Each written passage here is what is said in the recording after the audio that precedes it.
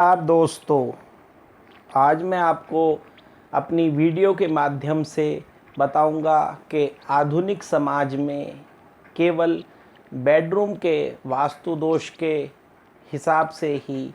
अत्यंत वैवाहिक जीवन में असफलता किस प्रकार हो रही है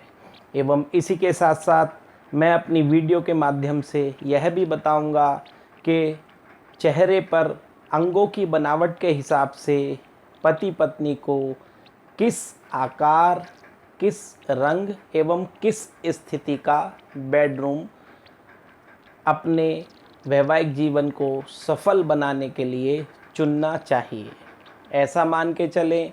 कि वैदिक वास्तु शास्त्र के हिसाब से जहां मोटे तौर पर यह नियम है कि बेडरूम या शयन कक्ष जो पति पत्नी का हो वह साउथ वेस्ट डायरेक्शन में होना चाहिए। इसके पीछे मूल तथ्यगत कारण यह है कि साउथ वेस्ट स्थिर डायरेक्शन होती है, परंतु आज जिस प्रकार से वैवाहिक दोष एवं विवाहों में बहुत जल्दी तलाक एवं पति पत्नी में आपसी झगड़े एवं विवाह के बाद संतान ना होना जो कारण देखने को मिलते हैं, उसमें वास्तु दोषों की भी महत्वपूर्ण भूमिका होती है, ऐसा मैं मानता हूँ। ऐसा मान के चलें कि अगर कुंडली में पाप कर्तरी योग सप्तम भाव में हो, अर्थात सातवां घर दो पाप ग्रहों के बीच में स्थापित हो एवं पत्नी की नाक पैनी तथा झुकी हुई हो, तो उस लड़की की जिसकी नाक पतली एवं पैनी एवं झुकी हुई है, उसे ऐसे बेडरूम में कदापि नहीं रहना चाहिए जिस बेडरूम में बेड के सामने दरवाज़ा पड़ता हो या वह बेडरूम ऊंचाई में लगभग 10 से 12 फीट ऊंचा हो। इसी के साथ साथ उस लड़की को जिस लड़की के पांचवें घर में दूषित ग्रहों का अर्थात शनि राहु या सूर्य राहु मंगल का प्रभाव हो एवं वह लड़की विवाह उपरांत जिस कमरे में रहे, अगर उसमें टांड बीम गाटर या फिर उस कमरे का कोना कटा हुआ है, तो निश्चित रूप से उस कमरे में पति पत्नी एवं उस लड़की जिसका विवाह हुआ है, विवाह उपरांत उसे उस डायरेक्शन में जहाँ पर कोना कटा हुआ है उस डायरेक्शन की तरफ को पैर करके कदापि नहीं सोना चाहिए। इसी प्रकार हमें अपने अंगों की पैमाइश करके देख लेना चाहिए कि किस दिशा एवं किस प्रकार का बेडरूम हमें सूट करेगा। सबसे पहले लड़की अथवा कन्या जिसका अभी अभी विवाह हुआ है या विवाह को 7 वर्ष ही हुए हैं, या वह लड़की जिसका विवाह तो हो गया है लेकिन उसको संतान संबंधी परेशानी हो रही है, उसे सबसे पहले यह जांचना चाहिए कि उसके नाक की लंबाई यहाँ से लेकर यहाँ तक नाक की लंबाई वह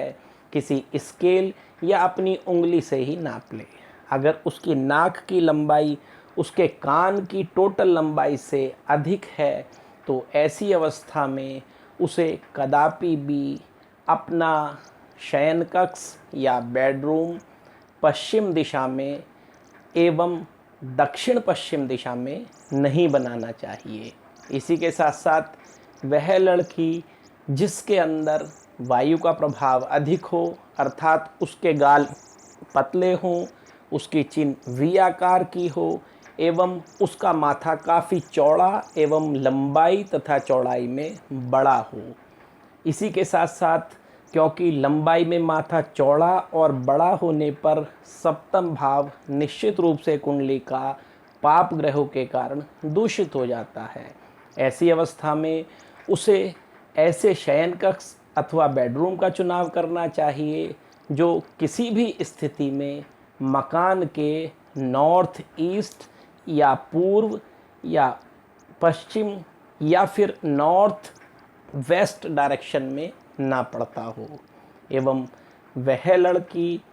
जिसका विवाह अभी अभी हुआ है एवं उसको पति के साथ मनमुटाव पैदा हो गया है या वह ससुराल में एडजस्ट नहीं कर पा रही, तो उसे अपने बेडरूम में सामने की तरफ अर्थात जिधर दरवाज़ा लगा हुआ है वहाँ पर लाइट पिंक कलर का कलर करा देना चाहिए। एवं अगर पति पत्नी में आपस में वैमनस्य है एवं बैर भाव उत्पन्न हो रहा है, तो अपने सिरहाने के सीधे हाथ की तरफ एक 2 हंसों का जोड़ा रखने से भी उनके वैवाहिक जीवन में कुछ ना कुछ आशातीत सफलता मिलती है। एवं वह लड़कियां जिनकी चिन काफ़ी बड़ी है तथा नाक से